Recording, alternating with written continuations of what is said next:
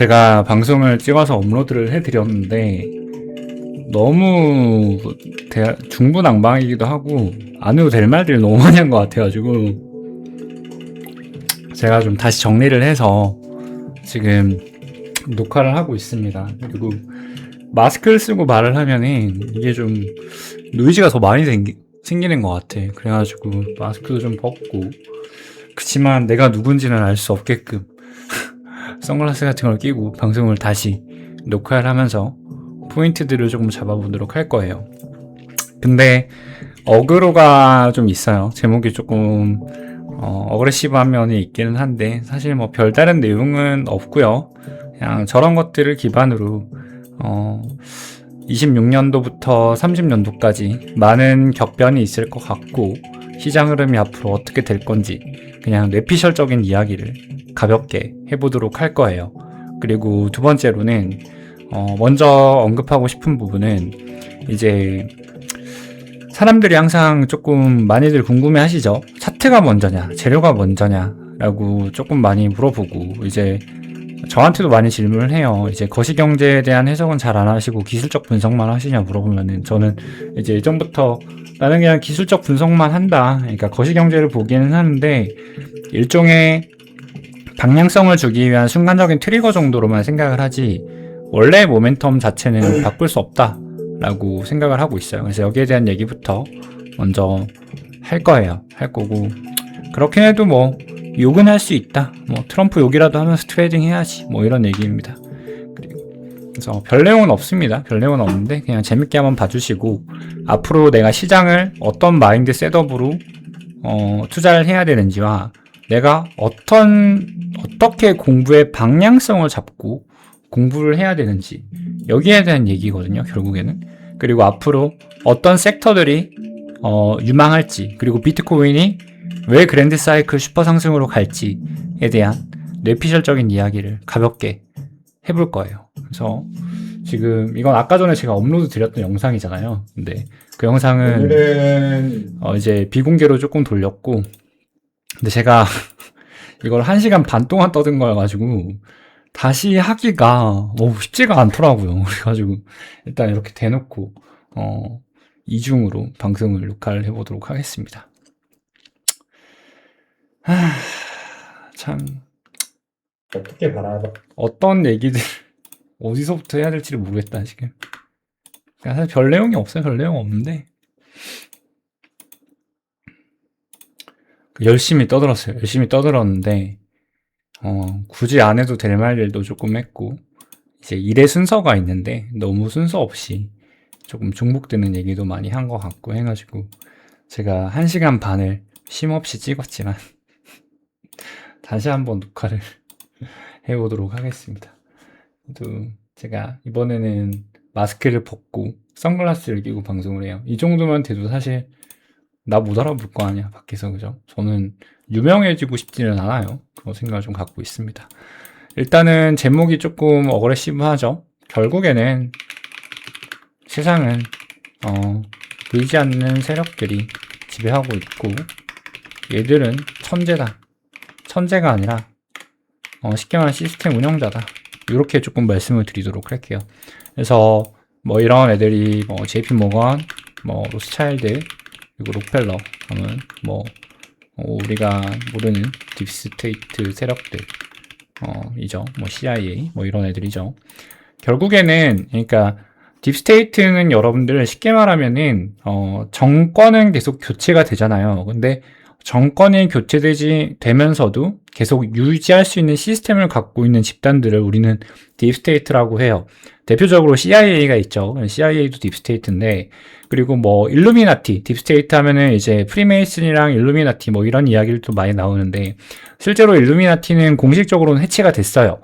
해체가 됐지만 그 엘리트들이 과연 해체를 하고 그 후로 또 다른 일루미나티와 같은 형태들을 포기를 했을까? 절대 아니라고 생각을 하고 있기 때문에 이런 딥스테이트 세력들은 계속 존재를 하고 있다. 그리고 저는 비트코인 또한 딥스테이트들이 만든 거라고 생각을 하고 있어요. 그러니까 비트코인이 08년도 리먼 사태 이후에 바로 만들어진 건데, 리먼 사태 때 아무래도 이제 달러에 대한 불신이 생겼고, 이제 미국 부채에 대한 이야기가 상당히 많이 나왔었죠. 그러면서 이제 비트코인이 동시에 파생이 됐는데 그 시기에 그 타이밍에 맞춰서 비트코인 같은 혁명적인 게 나오기는 한 개인이 만들었다라고 하기에는 너무나도 말이 안 되는 그런 거다. 그래서 아무래도 그냥 세상을 잡고 있는 어떤 어둠의 집단, 그림자 정부가 있다면 이 친구들이 만든 거라고 생각을 하고 있어요. 근데 제가 드리고 싶은 말씀은 이거예요. 이 얘기를 하고 이 얘기를 깊게 하고 싶은 건 아니고 사실 모르지. 이거는 뭐 증명된 사실은 아니잖아. 근데 내가 가장 먼저 오늘 하고 싶은 이야기들은 정리를 대충 했거든. 아까 전에 방송을 보면서. 일단은 오늘 먼저 할 얘기는 차트가 먼저냐, 재료가 먼저냐. 여기에 대한 얘기를 이제 그림자 세력들이 차트를 셋업을 하는 거기 때문에 차트가 먼저다라고 조금 말을 하고 싶어요. 그래서 여기에 대한 얘기를 가볍게 해볼 거고요. 그리고 이 친구들은 이미 세상의 구조를 다 알고 있어서 세상이 어떻게 흘러가는지까지 이미 한 수 앞이 아닌 10수 앞을 보고 리딩을 하는 플레이어들이고 그들이 가장 최적화된 이윤을 얻게끔 세상이 어느 정도 돌아가는 거라고 생각을 하고 있거든요. 근데 실제로 그래요. 내가 이 시스템 관리자이고 운영자의 위치고 만렙이라면 과연 내가 갖고 있는 이 정보를 모든 대중들에게 나눠줄까? 절대 그러지 않거든요. 뉴스를 보고 우리가 뭐 SNS 같은 거를 보면은 상당히 자극적인 내용들이 많아요. 우리의 에고를 손상시키는 내용들도 많고 우리가 굳이 열을 내지 않아도 되는 것들에 열을 내게끔 세상은 되어 있고 결국에는 그러한 정보들을 계속 보다 보면은 어느 정도 흐린 눈하게 살게 되면서 나의 에너지 상태가 되게 에너지 준위 자체가 좀 낮아지는 현상을 조금 경험하게 되고 세상은 불합리하다를 외치면서 게을러지고 무기력해지고 이런 뭔가 주파수적인 에너지가 저는 분명히 존재한다라고 생각을 하고 있는데 조금 유사과학적인 얘기긴 하지만 유사과학이라고 칭하기에는 아직 양자역학적인 해답이 나오지 않은 내용이기 때문에 이게 팩트인지 아닌지는 알 수 없지만 저는 결국에는 본질은 인간의 의식이라고 조금 생각을 하는데 그 의식의 차원을 이미 저는 이 세력들은 다 알고 있다라고 생각을 해요. 쉽게 말하면 우주의 치트키들을 이 친구들은 풀었을 거라고 생각을 하거든요. CIA 같은 경우에는 CIA 기밀문서들이 나오는 걸 보면은 정말 놀라운 내용들이 너무나도 많아요, 여러분들. 그러니까 얘네들은 모르는 게 없어. 세상에 대해 모르는 게 없어. 제가 지난 방송에서 이제 수메르 문명의 아누나키에 대한 신적인 얘기들도 막 하고 그랬는데 그러면서 사주 얘기도 가볍게 풀어봤는데 진짜로 여기서부터 뭐 진짜 로즈웰 UFO 사건까지 해가지고 결국에는 이 그림자 정부가 갖고 있는 정보량의 데이터는 어마어마하고 저는 이게 어느 정도 이 우주 시스템 자체를 푸는 알고리즘을 얘네들이 갖고 있다라고 생각을 하고 있어요. 근데 이제 매트릭스란 영화를 제가 참 좋아하는데 거기서 네오와 같은 존재들이 자꾸 깨어나기 시작하면은 이 시스템은 붕괴가 될 수밖에 없기 때문에 이제 어느 정도 이 친구들이 시스템 아키텍처 같은 역할을 해주고 있다라는 망상을 갖고 있고 그래서 이런 말을 자꾸 하고 다니면은 나도 암살당할 수 있다 라는 터무니없는 얘기를 하면서 이야기를 풀어가 보도록 하겠습니다. 그냥 재미로만 좀 봐주시면 될 것 같아요. 그냥 재미로 한 얘기고 지금은 결국에는 내가 하고 싶은 말들은 이 친구들은요, 여러분들 정말 똑똑한 친구들이고 이 친구들이 갖고 있는 슈퍼컴퓨터는 정말로 몇 가지의 데이터만 넣어도 정말 많은 것들을 예측할 수 있는 그런 시스템을 이미 이 친구들은 갖고 있어요. 정말로 근데 뭐 그 음모론 중에 그거 뭐더라? 그거 있잖아. 음모론이 아니라 그 영화 있잖아요. 그 3명에서 미래 예측하는 영화. 그 뭐더라? 그 막 누워있는데 막 미래 그래서 예측하면서 그 막 미래 범죄 맞고 막 그런 영화 있잖아. 그런 게 실제로 비슷하게 있다라고 하고 그리고 실제로 뭐 프로젝트 루킹글라스라고 뭐 그런 것도 있어요. 뭐 미래를 볼 수 있는 거울이 실제로 있다 뭐 이런 얘기도 있고 되게 재밌는 게 많기는 한데 각성하고 말씀을 드릴게요. 저는 이 친구들이 비트코인을 만들었다라고 생각을 하고도 있고 동시에 모든 증시, 시스템, 우주 관리 체계는 이 친구들 컨트롤하에 있다라고 약간은 좀 믿거든요. 왜냐면은 어떠한 시스템적인 컨트롤이 분명히 있기 때문에 순환 사이클이 주기성을 일치시킬 수 있다라고 생각을 하고 있어요. 물론 이 친구들이 그걸 만들었냐? 그건 아니야. 근데 이 친구들은 우주의 순환 법칙을 알고 그걸 이용해서 어떠한 트리거를 유발시키는 역할을 좀 하는 것 같더라고. 내가 볼 때는 좀 그래요. 그래서 실제로 이 친구들이 이란이 핵을 만드는 거는 이미 CIA에서 분명히 입수를 했을 거고, 실제로 명분이 핵을 제거하기 위한 명분이었는데, 솔직히 미군 입장에서는 오케이, 그럼 핵기지만 그냥 종결을 내렸으면 됐다라고 생각을 하거든. 전쟁을 더 이렇게 유가 문제까지 치면서 이렇게 장기간 끌면서 에고 싸움을 할 필요는 없다라고 저는 생각을 하거든요. 되게 나이브한 생각일 수도 있긴 한데 그냥 겉모양적으로만 보면 그래. 근데 이렇게 전쟁을 점점 더 끌고 트럼프가 리스크를 지는 행위를 자꾸 하고 유가는 자꾸 올라가고 있어요. 근데 이것들이 과연, 이거를, 내 말은 그거야, 그 슈퍼 엘리트들이 몰랐을까? CIA에서 몰랐을까? 그럼 미 정부는 몰랐을까? 트럼프는 이런 사태가 될 거라고 예상을 못하고 전쟁을 일으켰을까? 저는 절대 아니라고 생각해요. 이미 이 친구들은 다 머릿속에 계산이 되어 있는 거고, 이거는 우리 우주계의 순환 사이클에 이미 나와 있는 어떠한 패턴들 아닌가라고 저는 합리적으로 조금 의심을 하고 있습니다. 그래서 앞으로 어떻게 될 건가를 조금 예측을 해볼 수가 있는데, 이 얘기를 왜 하냐면은 결국에는 우리가 얻을 수 있는, 눈앞에 있는 누구나 접할 수 있는 한치 앞의 정보들은 그렇게 유의미하지 않아요. 얘네들은 어차피 시나리오를 다 쌓아놓고 거기서 노는 거라고. 물론 그 시나리오들 속에서 변수야 있을 수 있겠지만 큰 틀에서는 경제는 결국 사이클의 순환을 띠고 있기 때문에 크게 달라지지 않는다였어. 결국엔 미뤄왔던 승부는 더 안 좋은 상황과 겹쳐진 상태로 오기 마련이에요, 여러분들. 저는 이 얘기를 항상 좋아합니다. 근데 미국이라는 게, 여러분들, 제가 이거는 고등학교 여자 시간에 비트코인이 나오기 전에 본 내용인데, 지금 리만 사태가 터지고 나서부터 달러 패권 자체가 너무나도 큰 문제가 많다라는 걸 이제 공공연하게 드러나기 시작을 했어요. 근데 문제가 많다라는 것도 경제 쪽에 관심이 조금 있는 사람들이야 알지, 지금처럼 누구나 알고 있는 시대는 아니었거든요. 그때만 해도. 저도 그거를 어떠한 다큐를 통해서 보게 됐고, 그리고 몇 년 뒤에 비트코인이라는 게 나왔다라는 걸 제가 본 것 같아요. 근데 결론적으로 내가 말하고 싶은 건, 지금 글로벌은, 미국은 특히나 수많은 부채 속에서 승부를 계속 미뤄왔다라고 저는 생각을 하고 있어요. 그러다가 이제 뭐 코로나 같은 트리거가 터지고, 그리고 금융 위기들이 중간중간에 오고, 그렇게 셋업이 되어 있는데, 내가 지금 하고 싶은 말은 뭐냐면, 결국엔 순서를 이렇게 짜놔도 그냥 의식의 흐름대로 방송을 하게 된다니까. 이런 거 원래 짜놓고 방송을 하진 않는데, 결과적으로 말씀드리고 싶은 거는요, 여러분들, 저는 코로나 이전에 제로금리 시대에 10년이 있었는데 그 시기는 다시 올 수 없다요, 여러분들. 그 당시에 쌓아왔던 승부와 부채들은 앞으로 우리가 10년 동안 해결을 해야 되는 문제들인데, 글로벌 전체적인 부채로 본다면 미국은 특히나 이 코로나 이전 제로금리 10년 동안 쌓아온 부채가 아니라 수십 년을 쌓아온 부채이기 때문에 여기에 대한 지금 문제가 너무나도 많거든요. 그래서 이거를 해결을 해야 되는데, 이거는 단순한 이제 리먼 사태 같은 큰 이벤트로는 해결을 할 수가 없어요. 당연히 정책으로도 해결을 할 수가 없어요. 저는 그렇게 생각을 하고 있어요. 물론 리먼 사태 같은 것들이 여러 번 터지면 해결할 수 있겠지만, 결국에는 그렇기 때문에 저는 CBDC로 세상이 흐를 거고, 이제 더 나아가서 양자 컴퓨터가 상용화가 되는 순간 모든 시스템 구조는 바뀝니다, 여러분들. 비트코인만 위협되는 게 아니라 정말로 인류의 의식이 한층 더 상승하는 시대가 올 거예요. 그러면서 양자금융 시대가 열릴 거고, 새로운 모든 금융 시스템이 열릴 건데, 그 이벤트를 통해서 미국은 다시 한번 또 해결을 해 나갈 거고, 이제 뭐 딥스테이트나 뭐 록펠러, 딥스, 뭐 JP모건, 뭐 우리가 알 수 없는 그런 세력들도 역시나 그 전까지 밸류를 최대한 뽑아야 되기 때문에 석유나 이제 원자재에 관련돼서 계속 이슈를 만들 거다라고 저는 어느 정도 뇌피셜적인 생각을 하고 있습니다.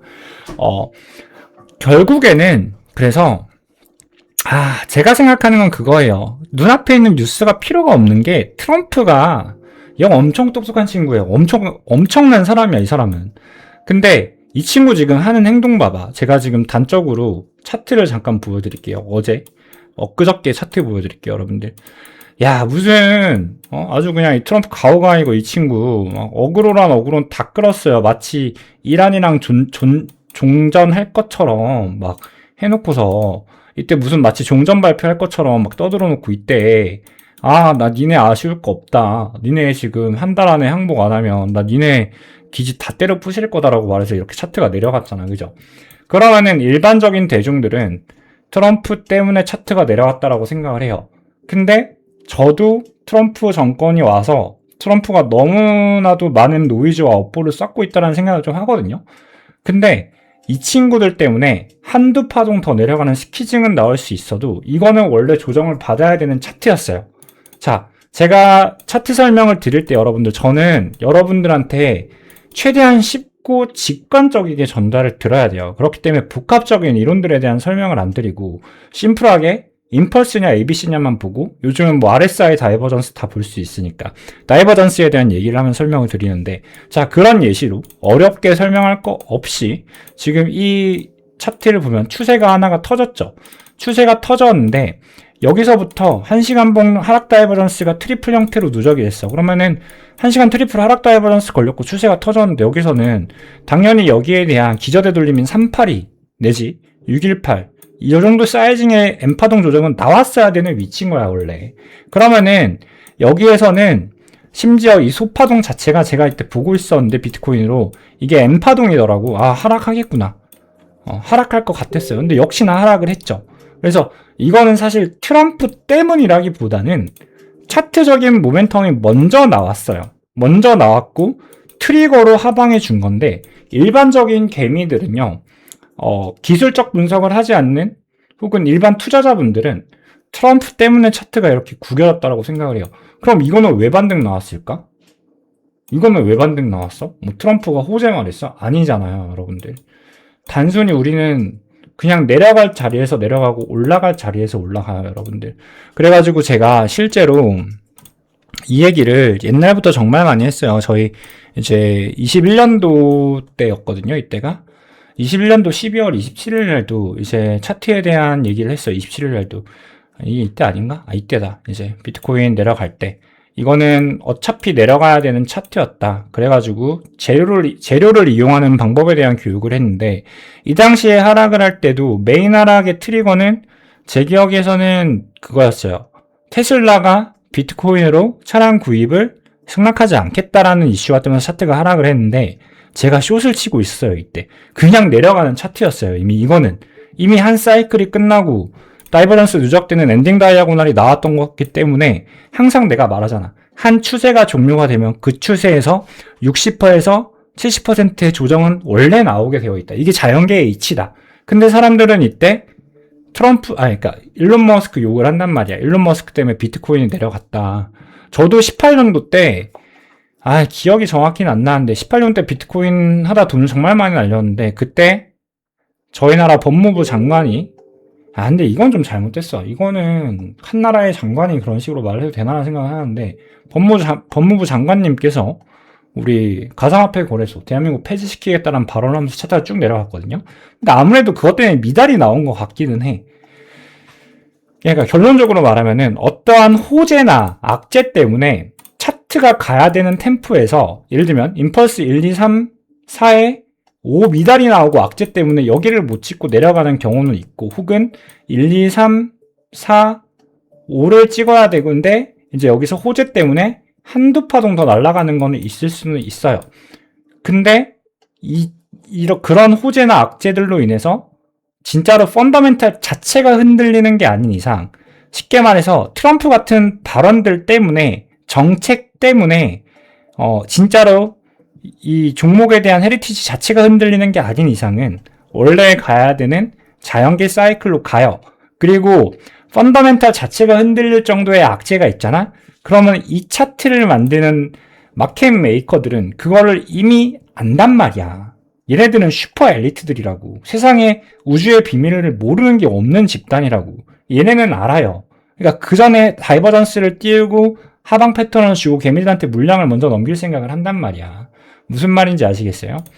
루나 사태 때도 제가 예측을 해드렸는데, 루나는 원래 끝나는 차트였어요. 이거는 제가 방송이었고 실제로 매매를 그렇게 공개적으로 했던 부분이니까 이거는 찾아보면 나오시겠지만, 루나는 제가 알트코인 숏을 안 치는데도 불구하고 루나는 110불 이상부터는 숏을 모아갈 만한 차트다라고 말을 할 정도였어요.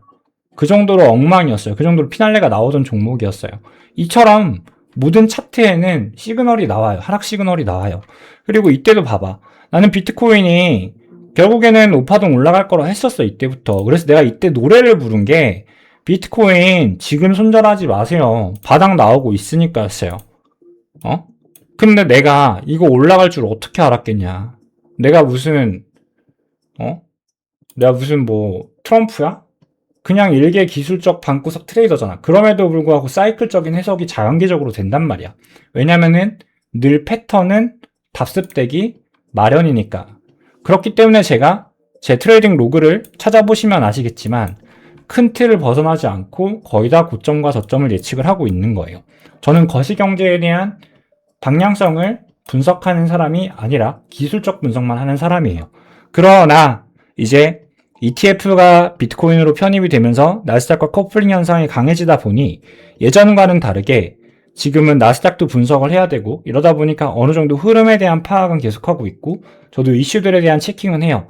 그렇긴 해도 선행은 어차피 차트적인 모멘텀에서 나오기 때문에 이거는 단지 그 당시에 방향성을 줄 수 있는 트리거로서의 역할을 한다 해요.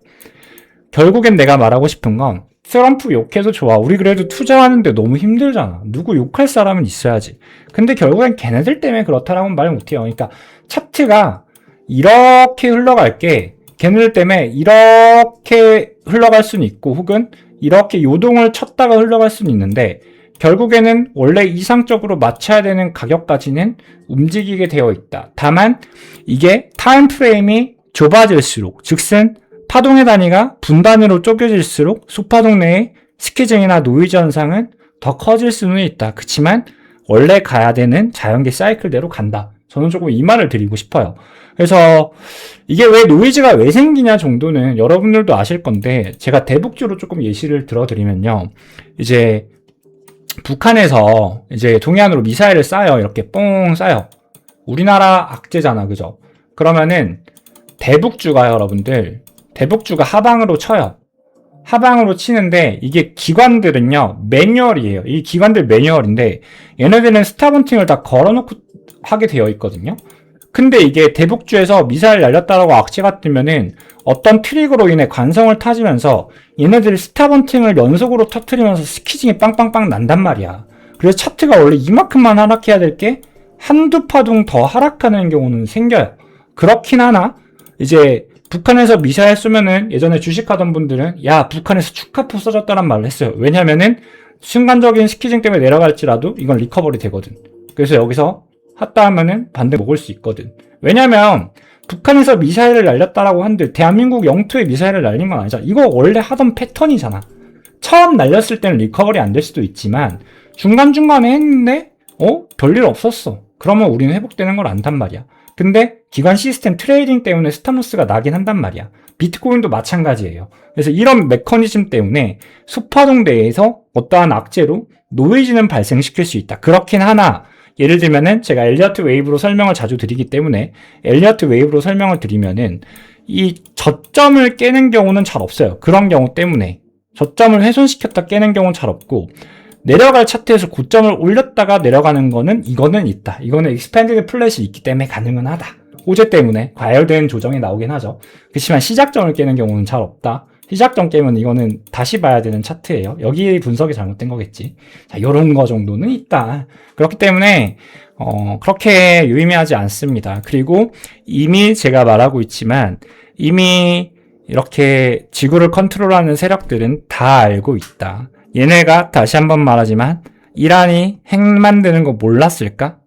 미국이 핵시설 타겟하겠다는 거 유추 못했을까? 미군이 결국 미국에 있는 딥스테이트 세력들이거든요. 아니, 자꾸 이렇게 하면 너무 이게 뇌피셜적인 이야기 같기는 한데 나는 진짜 그렇게 생각을 해요. 근데 결국에는 이것들로 인해서 이득을 볼 수 있는 애들은요, 여러분들. 결국에는 달러 패권에 가까운 애들이 이득을 볼 수밖에 없고요.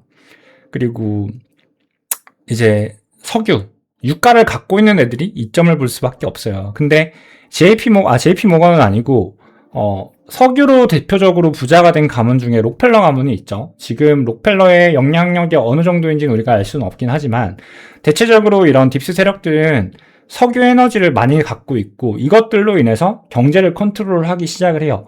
석유 값이 올라가면 유가가 상승하면요, 여러분들 물류비는 상승할 수밖에 없죠, 당연히. 그리고 생산비도 당연히 상승하고 그럼 소비자 물가는 올라가요. 그럼 중앙은행에서는 부담을 가질 수밖에 없고 금리를 낮추기가 어려운 요건이 형성이 된단 말이야.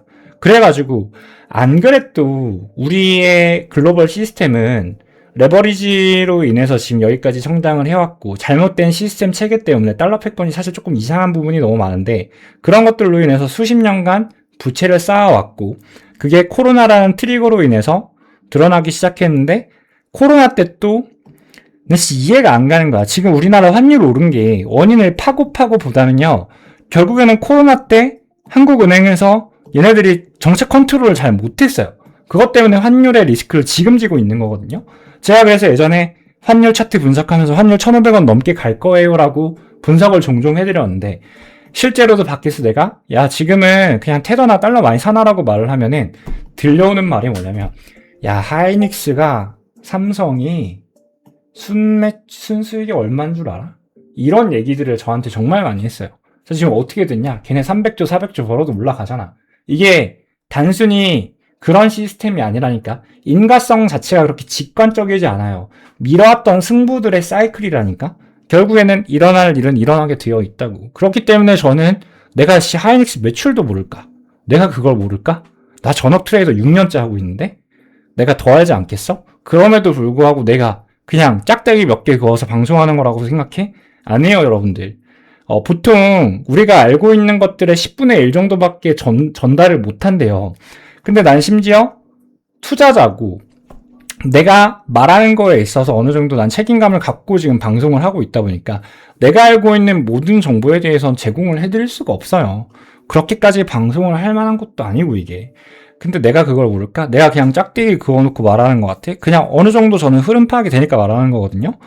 마찬가지예요. 결국에는 내가 하고 싶은 말은 걔네들은 이미 다 알고 있었다고. 그럼 앞으로 어떻게 될 것인가를 조금 봐야 되는데 나는 이거를 차트적으로 조금 보면 된다라고 생각을 해요.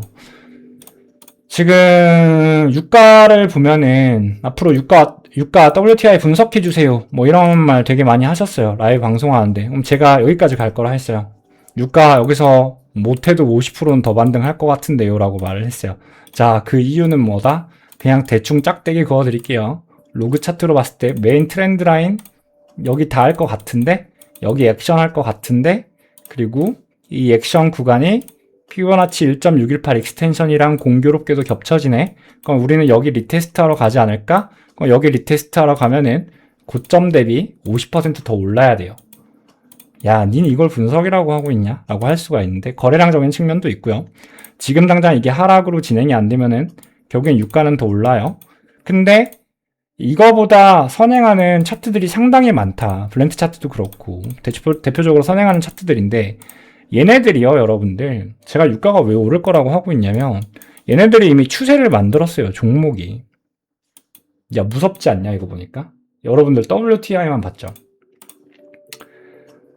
이거 신고가 갱신할 차트 아니야? 임펄스 터졌지, 엠파동 찍었지, 추세 터졌지, 조정조도 올라갈 차트 아니냐? 이게 이렇게 될 것 같진 않지 않아, 적어도?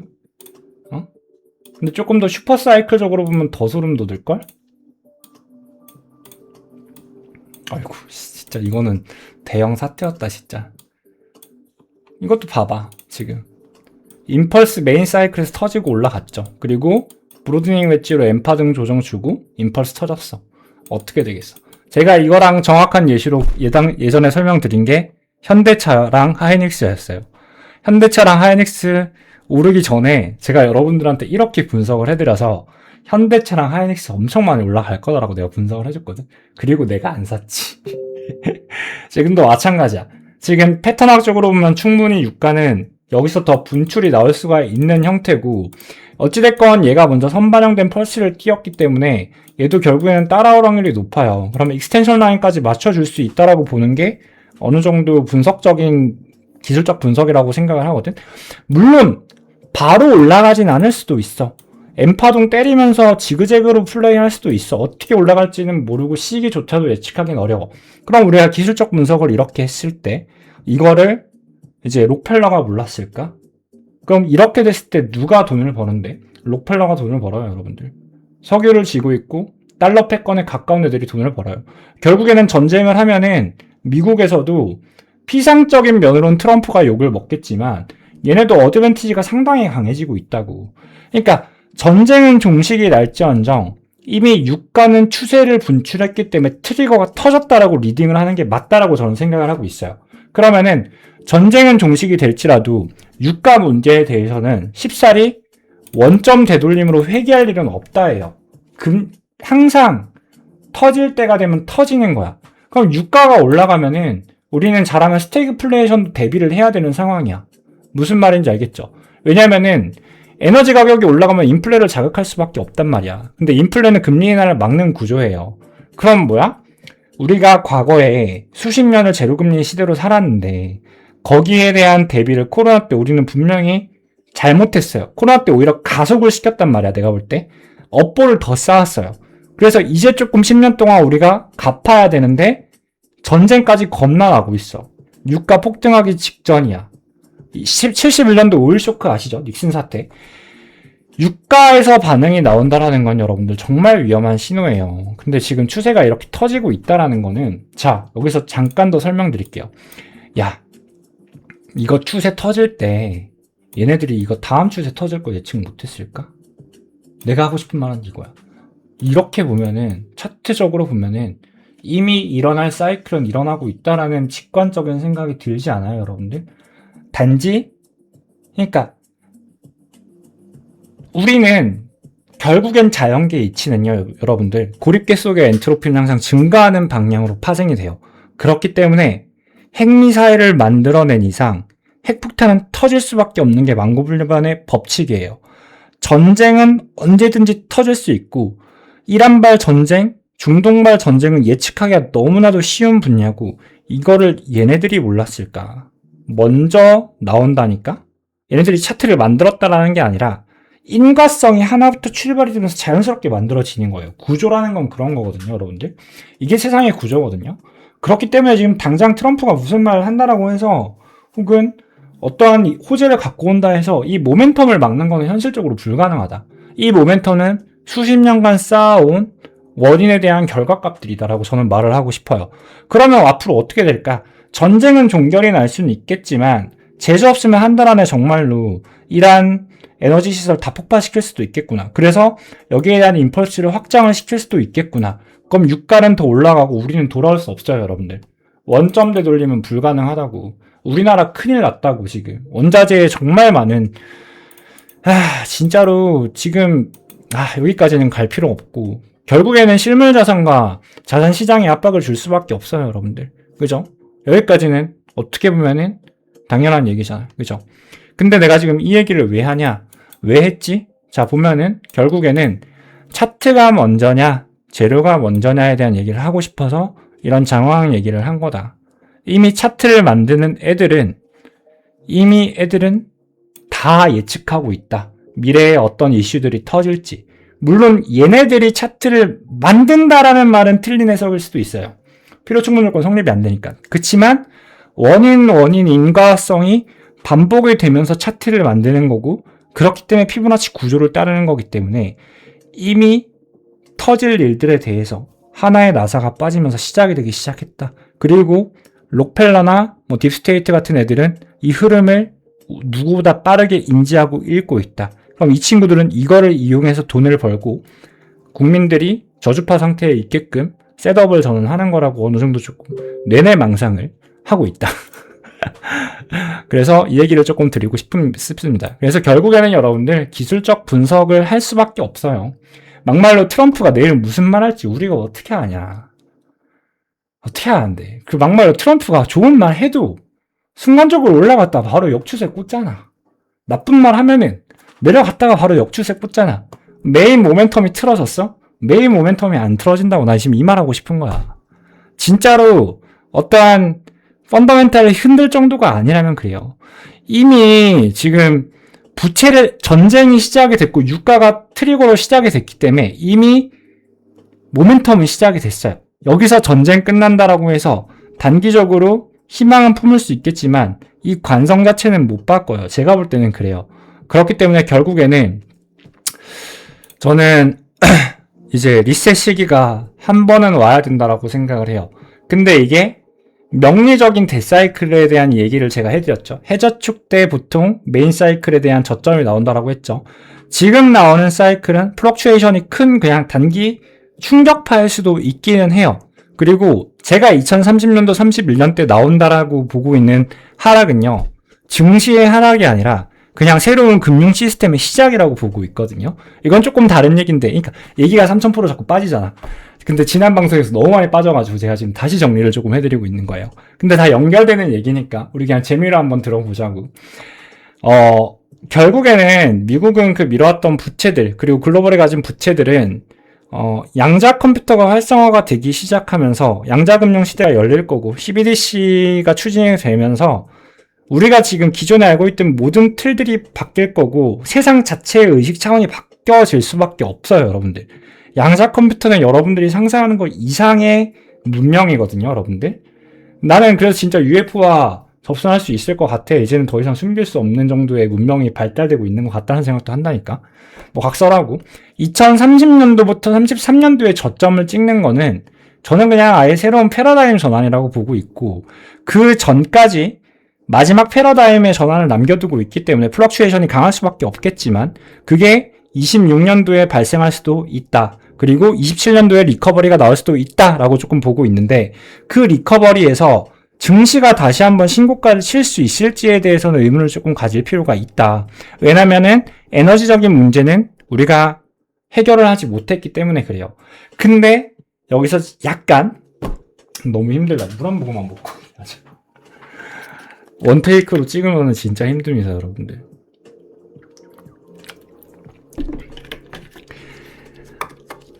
이게 좀 정리를 하고 좀 PD도 있고 하면 좀 좋은데 뭐 제가 방구석 트레이더라 그렇게까지 할 생각은 없고 그냥 제 뇌내망상들 전달해 드리고 있는 거예요. 근데 실제로 그런 게 있었어요, 여러분들. 니콜라 테슬라가 위든클리프 타워라는 걸 만들었거든요. JP 모건한테 투자를 받아서 예전에. 근데 이제 니콜라 테슬라가 말을 한 거는 이제 진리층에는 플라즈마 상태로 되어 있기 때문에 우리는 전기의 송수신이 가능하고 전기 에너지를 무한대로 끌었을 수 있다라는 대안으로 이제 클리프 타워를 만들기 시작을 했는데 JP 모건에서 딱 그랬어요. 야, 네가 그거 만들어서 진짜로 상용화시키면 우리 돈 벌 거 없잖아. 라고 말을 해서 투자를 중단시켰고 클리프 타워를 만들어 놓은 거를 심지어 부수기까지 했어요. 그런 일화가 있었습니다. 근데 실제로 지금 전기를 쏴서 전기를 송수신 받는 기술이 지금 만들어졌습니다, 실제로. 근데 테슬라는 그거를 미리 예견을 했던 거야.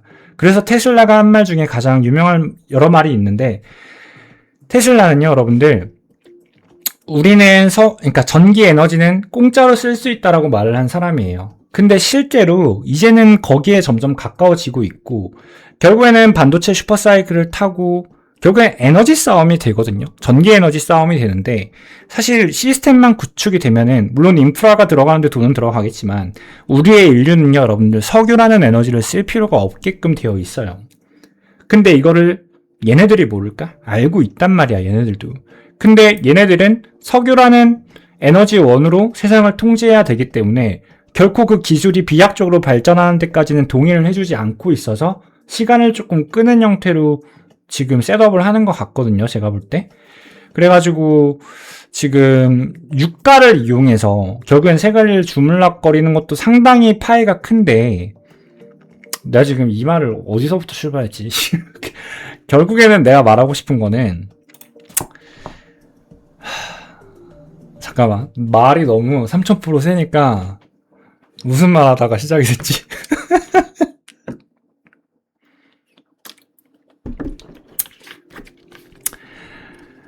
결국에는 여러분들 내가 하고 싶은 말은 석유 시스템은요 결국에는 사라져도 되는 시스템으로 될 거고요. 그리고 여러분들의 가진 상식이 2030년도 이후에는 다 없어질 거예요. 그래서 제가 지금 하는 말이 있죠. ETF를 10년 동안 모아가는 투자가 정말로 드라마틱한 효과를 준다라는 건 옆집 할머니도 아세요. 근데 그게 앞으로 10년 뒤에 먹힐까? 택도 없다. 여러분들 진짜 택도 없어요. 10년 뒤에는 자산의 형태가 달라질 거라고. 내가 지금 이 얘기를 왜 하냐면 내 내피셜이니까 내 일기장이니까 편하게 말하는 거기도 한데 혹시라도 이런 부분에 대한 이야기를 제가 기저에 깔아드리면 여러분들이 앞으로 삶을 살아가면서 있어서 새로운 사이클에 편승하기가 조금 더 좋아지지 않을까라는 생각을 하고 있어요. 그리고 저는 실제로 그 사이클이 왔을 때 제가 방송을 할지 안 할지는 모르겠지만 적어도 비트코인 그랜드 사이클 종점 찍을 때까지는 방송할 것 같거든요. 큰 문제가 안 생긴다면 저는 비트코인과 같은 종목들이 상품들이 그 패러다임 전환 때 더 많이 생길 거라고 생각을 하고 있어요.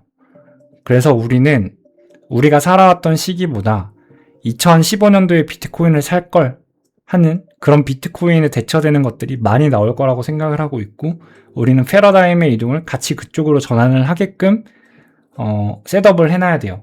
앞으로도 제가 당장은 아니더라도 방송을 하고 있을지는 몰라도 하고 있다면 그런 것들을 찾을 때마다 그런 식으로 비트코인 다음 사이클에 대한 이야기를 흘려갈 거기 때문에 이런저런 이야기를 하는 와중에 제가 여러분들 기저에 조금 인식을 시켜드리고 싶어서 이런 얘기를 해봅니다. 그리고 앞으로 투자할 때 상당히 좋은 도움이 되실 거예요. 결국에는 누구나 하는 얘기는요, 여러분들 힘이 없어요. 코로나를 시작으로 많은 개미들이 주식시장에 편승을 했고 많은 일반 개미들한테 인사이트가 제공이 되고 있잖아요. 사실 예전만 해도 주식하면 인생 말아먹는다는 말을 할 정도로 보수적이었는데 이제는 너도 나도 주식을 하고 너도 나도 전문가잖아, 그지? 그러니까 그 틀이 안 먹힐 거라고. 이제 슬슬 안 먹힐 때가 됐다고. 그 패러다임의 전환은 양자 컴퓨터의 시작일 거예요, 여러분들. 그때는 비트코인도 어떻게 될지 몰라요. 다만 양자 컴퓨터와 새로운 패러다임이 나오기 전에 기존 금융 시스템이 먼저 죽지 비트코인이 먼저 죽지는 않는다. 이 얘기를 조금 하도록 할게요. 결국에는 제가 아까 전에 이렇게 조금 정리를 해드렸어요. 결국에는 에너지의 전쟁이 될 거고 에너지를 이용해서 지구 시스템을 컨트롤하기 때문에 우리가 지금 주의 깊게 볼 수 있는 게 뭐가 있지? 너도 나도 아는 게 뭐가 있죠? 지금 반도체 사이클, 스페이스 사이클, 그리고 에너지 사이클 있죠. 이 세 개의 섹터들에 대해서 지금 우리가 집중을 하고 투자를 하고 있단 말이야. 6지 산업이 결국에는 2030년도에 발현이 될 거예요. 5지 산업 같은 경우에는 코로나 때 발현이 됐거든요. 이게 조금 이상해. 이것도 신기한 게 4지, 3지 이거 섹터별로 비교해보잖아? 해자축 대운 때 일어났어요. 그러니까 금융 위기가 와서 금융 시스템이 저점을 찍을 당시에 새로운 산업이 등장을 했어요. 5G, 4G 한번 역추적 해보시면 다들 알 거예요.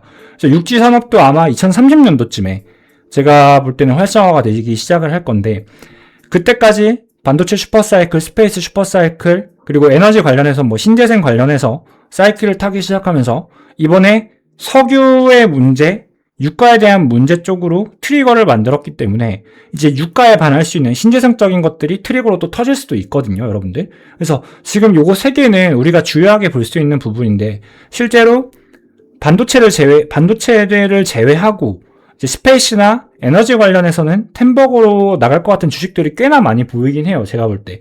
근데 내가 아까 이 얘기는 왜 했냐면은 자산 금리 인하는 이제는 불가피하다라고 가정을 해야 되는 게 맞고요. 그래서 자산에 대한 전체 하락이 나올 거예요, 여러분들. 자산에 대한 전체 하락이 나올 거고 그럼 부동산도 버티지 못할 겁니다, 여러분들. 그래서 앞으로 미래의 부동산도 그렇게 긍정적으로 바라보면 안 돼요. 물론 부동산은 인플레이션보다는 더 많이, 물가 상승률보다는 더 앞서서 올라갈 수밖에 없겠지. 경기도 한정, 서울 한정으로. 지방은 그냥 끝났다라고 봐야 될 것 같고 지방은 오를 건덕지가 없고 대한민국 인구 밀도, 지금 인구 줄어드는 것만 봐도 부동산은 답이 없어요, 지방은. 자, 근데 결론적으로 말을 하면은 서울로 예시를 들어도 이제는 그 제로금리 시대 때 집값 상승률을 더 이상 만들어낼 수 없다라고 저는 생각을 하고 있어요.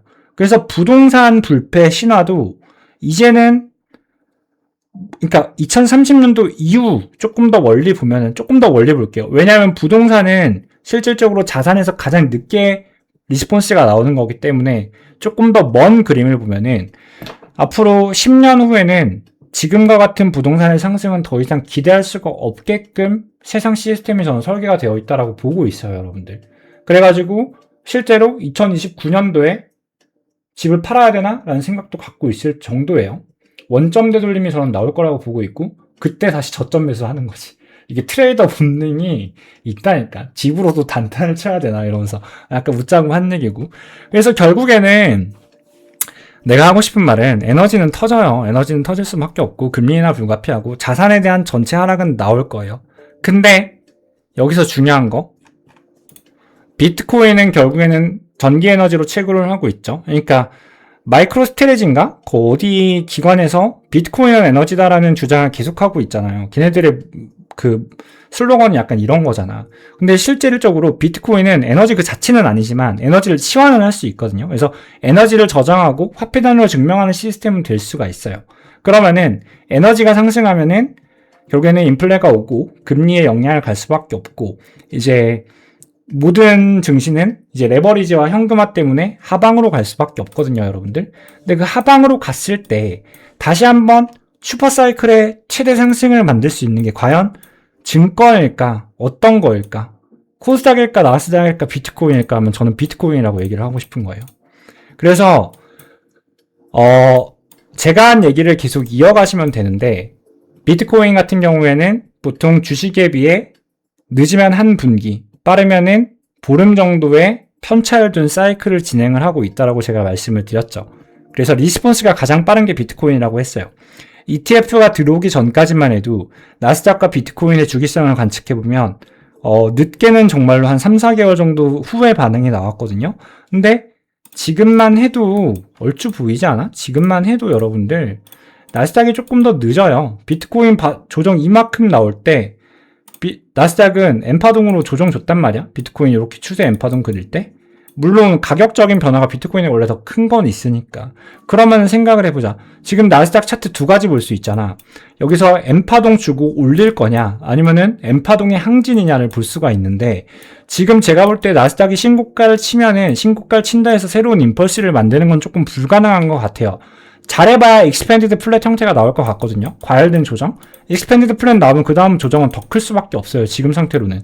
근데 이것들을 유추해 봤을 때 지금 비트코인이 52,000불이 예쁜 바닥이에요, 여러분들. 비트코인 52,000불이 예쁜 바닥인데 기술적 분석을 했을 때 보통 우리가 예상했던 지점보다 한 템포 더 내려가거든요. 그래서 여기서 반등하는 척하다 한 템포 더 내려가서 저는 3, 4만 불까지 줄 거라고 생각을 하고 있고 여기가 찐 저점일 거라 보고 있고 이게 올해 8월 말에서 10월 초안에 결정이 난다. 이전의 패턴을 답습만 해준다면 그러면은 나스닥 같은 경우에는 원래대로라면 이제 10월에 저점이 나오면은 나스닥은 연초 1월 정도에 저점이 나와야 돼요. 그리고 비트코인이 바닥을 다지고 올라갈 때 나스닥은 비로소 그때 바닥을 찍어줘야 돼요.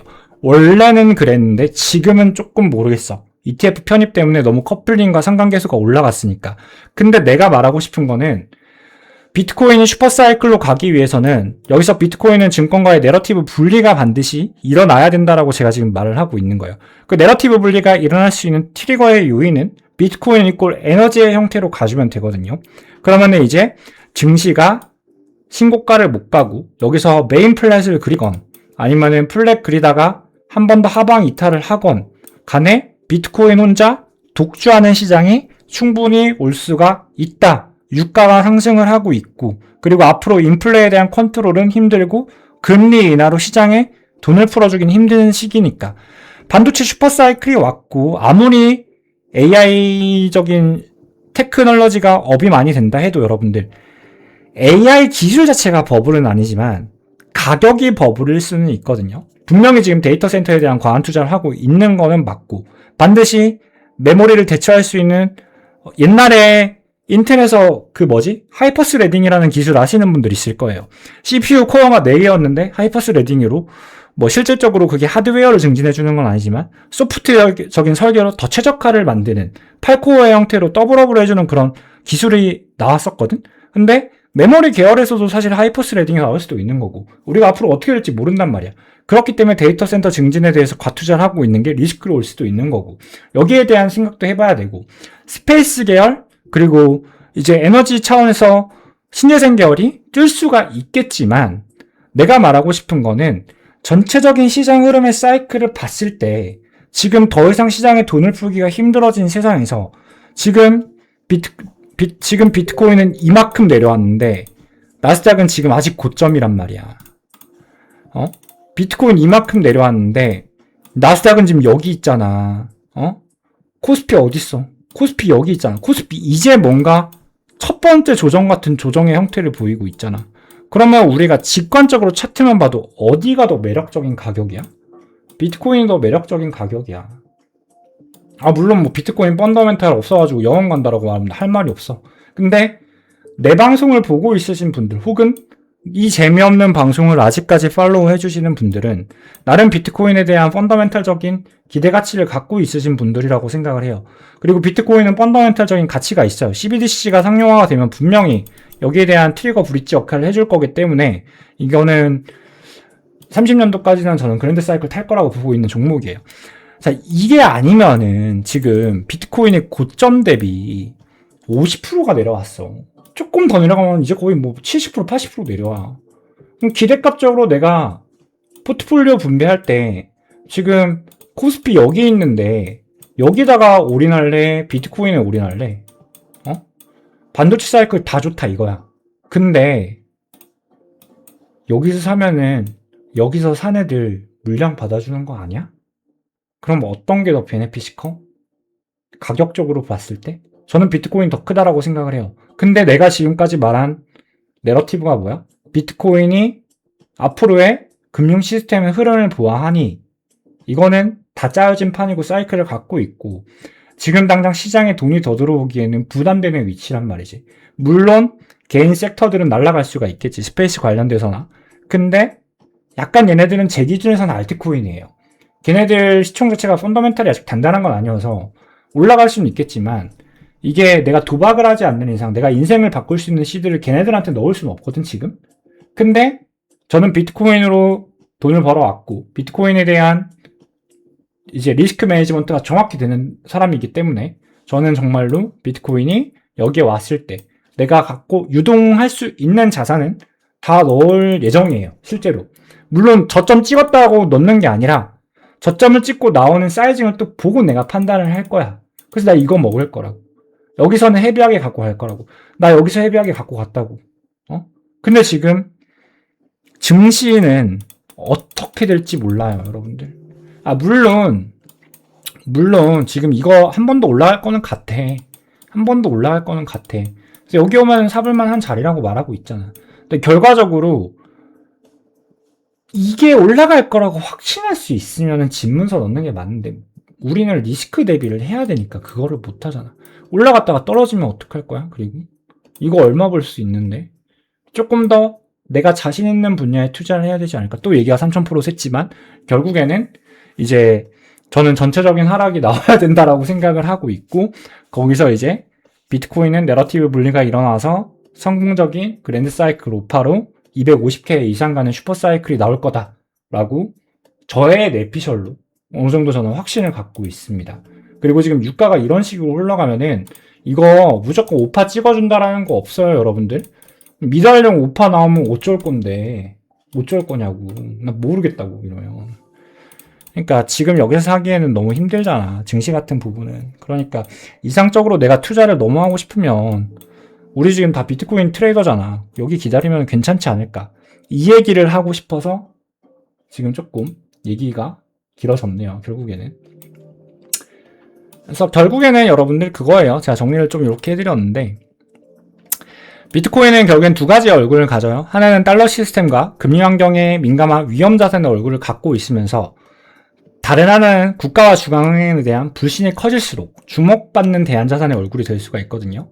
그래서 이제 에너지 충격과 금리 불확실성이 커질수록 비트코인은 더 순수한 기술 자산이 아니라 어떠한 거대한 매크로의 서사의 일부가 될 수가 있다. 뭔가 지금 세상의 흐름이 거의 여기에 가까워지고 있다. 라고 저는 생각을 하고 있습니다, 여러분들. 그래가지고 결국에는 리셋 이벤트가 분명히 터지긴 해야 될 건데, 이렇게 되면은요, 여러분들, 결국엔 다시 한번 리먼 사태 때처럼 중앙은행에 대한 화폐 불신이 생길 거고, 대한자산 서사가 붙을 거고, 그럼 비트코인은 다시 강세로 가요, 여러분들. 무슨 말인지 알겠죠? 그래서 이런 얘기를 조금 하고 싶다. 그래서 이 얘기를 하기 위해 제목적으로 조금 어그로를 끌어봤어요, 여러분들. 그러면은 이제 얘기가 거의 다 되지 않아? 차트가 먼저냐? 아니면은 이슈가 먼저냐? 거시경제가 먼저냐? 자, 그러면은 뭐가 먼저야? 거시경제가 먼저야. 근데 그 거시경제는 우리 눈앞에 있는 게 아니라 그 먼 옛날부터 단추구멍 하나 씌워질 때부터 터지는 인과성이라고. 근데 우리는 일반적인 대중들은 눈앞에 있는 거시경제에만 집착을 해요. 이렇게 하니까 돈을 못 버는 거야. 내가 장담할 수 있어. 이렇게 하니까 자꾸 휘둘리는 거야. 장담할 수 있어. 그러면 어떻게 단추구멍 찾을래? 못 찾아요. 단추구멍 찾을 거면 지금부터 찾아. 지금부터 단추구멍 찾기 시작하면 10년 뒤에 거시경제의 흐름 타서 매매할 수 있어요. 근데 아니잖아. 그럼 뭐 해야 돼? 기술적 분석하는 게 더 낫다고. 기술적 분석을 하면은 이런 단추구멍들에 대한 인과성이 모멘텀적으로 차트에서 나온다고. 차트는 물리학이에요, 여러분들. 물리학이기 때문에 모든 관성계도가 나오기 때문에 그냥 차트 보는 게 편하고, 우리는 특히나 선물 트레이딩 하시는 분들은 그 수많은 모멘텀 속에 상당히 미분학적인 트레이딩을 하는 거기 때문에 더 크게 유의미하지가 않을 수도 있어. 무슨 말인지 알겠죠? 그래서 이렇게 조금 말씀드리고 싶다. 그리고 뭐 주식하시는 분들은 육지산업 관련해서 계속 체킹하시면은 내가 약간 갬블러기들이 있다면 인생을 바꿔줄 수 있는 섹터이긴 합니다. 제가 볼 때는 나올 것 같아요. 근데 지금은 아니에요. 지금은 좀 시기상조야.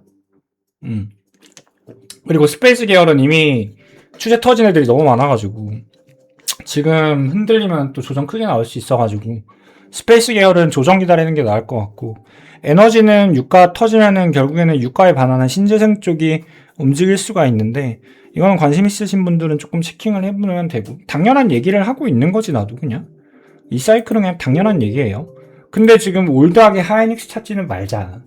그 뭐 20만원대 사는 애들한테 뭐 걔네들 물량 받아주려고? 근데 내가 하이닉스 분석을 왜 해주냐? 그럼 하이닉스 많이 샀으니까 해주는 거야. 내가 산다라는 게 아니라. 근데 사볼만 하기도 해요. 엔비디아? 사볼만 해. 왜냐? 하이닉스, 엔비디아? 얘네들 임펄스 사이클, 그랜드 사이클 남아있거든. 그래서 엔비디아 같은 경우에도요, 여러분들, 결국에는 내려오다가 반등을 하면서 신고가를 한 번 더 내려갈 거예요. 근데 가격적으로 아직까지는 아니다. 지금 단기 파동에서 신고가 올리는 건 가짜고, 메인 사이클 조정에 왔을 때 엔비디아는 들어가 볼만 하다. 근데 엔비디아가 상승하면요, 여러분들, 엔비디아 계열사들 혹은 뭐 SSD 계열사들 다 올라가요. 얘네들이 더 많이 올라가요, 어차피. 그러니까 엔비디아에만 우리가 집중을 할 필요가 없어. 저는 방송을 하기 위해서 엔비디아나 하이닉스로 예시를 드는 거지. 계열사에서 헤리티지 많은 애들 되게 많거든요. 컴퓨터 좋아하시는 분들은 컴퓨터 관련해서도 많이 찾아보시면 얼마나 펀더멘탈 좋게 올라간지도 알 수 있을 거고, 그런 쪽으로 보면 되는 거고. 근데 자, 주식 방송을 하는 사람은 아니니까 이 얘기는 조금 건너뛰도록 할게요. 그리고 클래리티 법안 얘기 물어봤는데 이거는 제가 답변을 드렸어요. 비트코인이 이제 클래리티 법안은 코인이 증권이냐 아니냐로 지금 싸우고 있는 건데, 비트코인은 증권 분류가 될 수가 없습니다. 구조상 그럴 수가 없고요. 근데 알트코인은 몰라요. 알트코인은 증권으로 분류될 수 있는 것들도 있죠. 여러분들도 잘 아시겠지만. 그래서 클래리티 법안이 나오면 비트코인 고유 사이클에는 문제를 안 줄 거예요. 오히려 비트코인한테는 도미넌스를 실어주는 이슈가 생길 수도 있는데, 알트코인 상패가 조금 많이 나올 수는 있다. 이 정도 얘기를 조금 드리도록 할게요. 근데 알트코인 상패는 나와야지. 알트코인 상패는 조금 나와야지. 그리고 여러분들이 지금까지 저랑 한 대화들은 뭐 재미삼아 음모론도 조금 보기는 했지만, 내가 거시경제를 어떻게 바라봐야 되는지에 대한 인사이트를 제가 조금 여러분들한테 제시를 드린 거예요. 분명히 저도 잘 모르지만, 저도 방구석 트레이더지만, 저도 지금 페라리가 없단 말이에요. 난 칠린드리를 사고 싶은데 아직 내가 칠린드리를 살 수가 없단 말이야. 물론 카푸어 하면은 결론적으로 난 그 정도로 돈이 많은 사람은 아니지만 결국에는 나는 내년에 칠린드리를 살 거야. 내후년에. 뭐 아무튼 그 정도로 저는 그냥 방구석 트레이더지만 그래도 지금 거의 1시간 되는 방송을 지금까지 끌고 와주셨다라는 건 제 과거에 제 차트 분석에 대한 헤리티지를 이미 여러분들이 읽으셨다라는 거고 저에 대한 어느 정도의 믿음이 있기 때문에 저는 이렇게 생각을 하고 차트를 보고 투자 시장에 있습니다. 그래서 이 인사이트를 여러분들한테 방구석 트레이더로서 그냥 조금 공유를 하고 싶다라는 마인드에서 이 영상을 찍어봤어요. 그래서 결과적으로는 이런 기저의 사이클은 다 아신 다음에 세상을 바라보고 거시경제에 대한 해석을 하셔야 돼요. 물론 트럼프 짜증나 놔둬보면은 야 저렇게까지 업보 많이 쌓을 일 있나?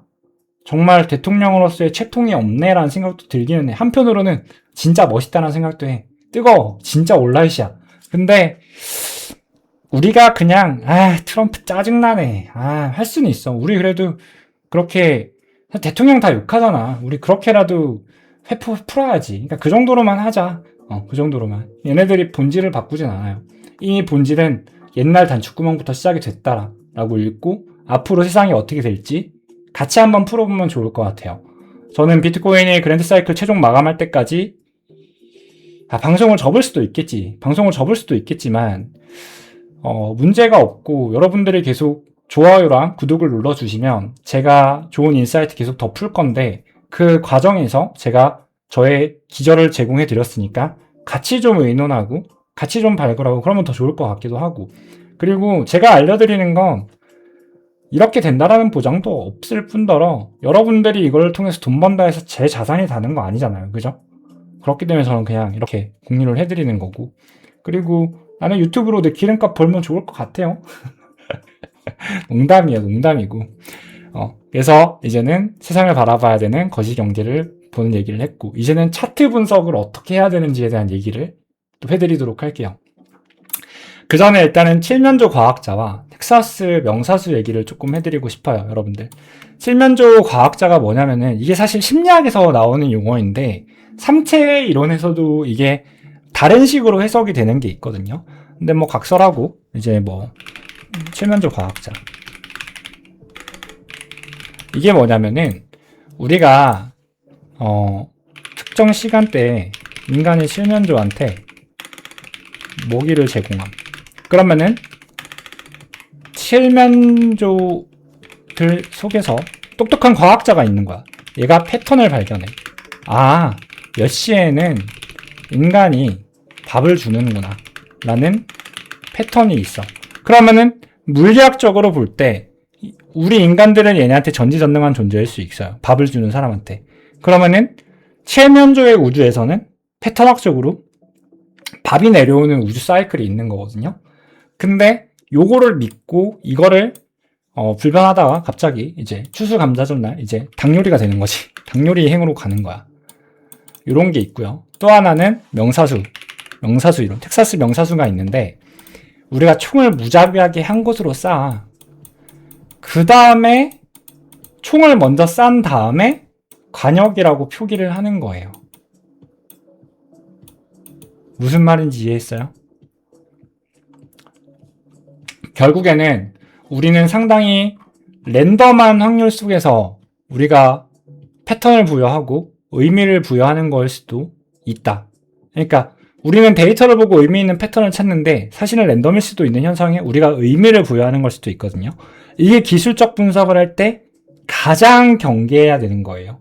실제로 제가 21년도 상승 사이클에서 돈을 많이 벌었어요. 제가 이때 개고생하다가 이때 상승 사이클 신고가 돌파할 때부터 야 이거 많이 올라가겠다 해가지고 이때 돈 많이 벌고 심지어 고점 예측 정확하게 해서 숏 쳐가지고 돈 진짜 많이 벌었거든요.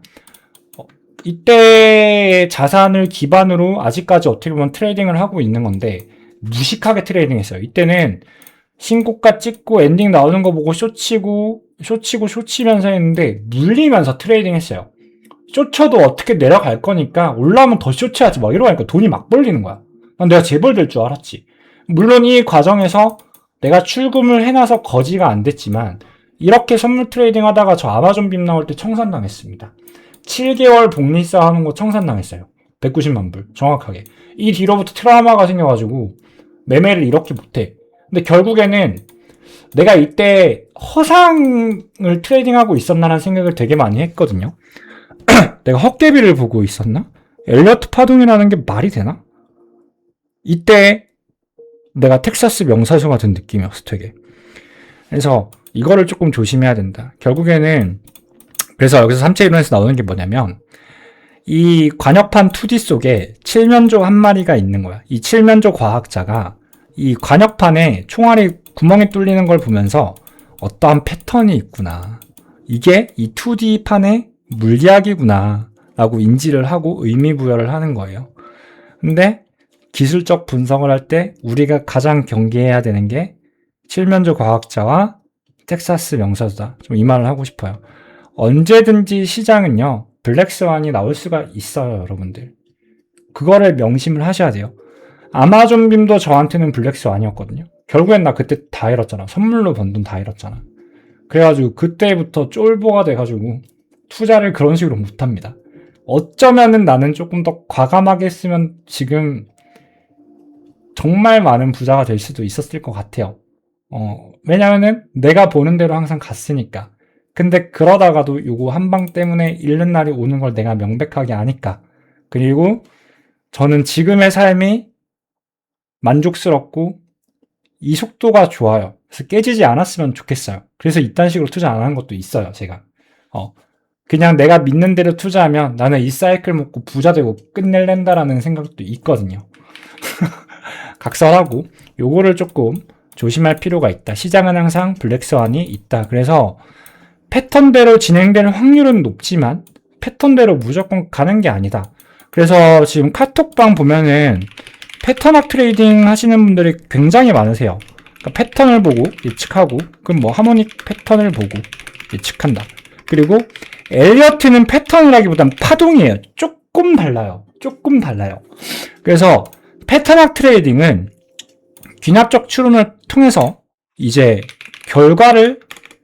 결과가 나왔을 때 유의미함.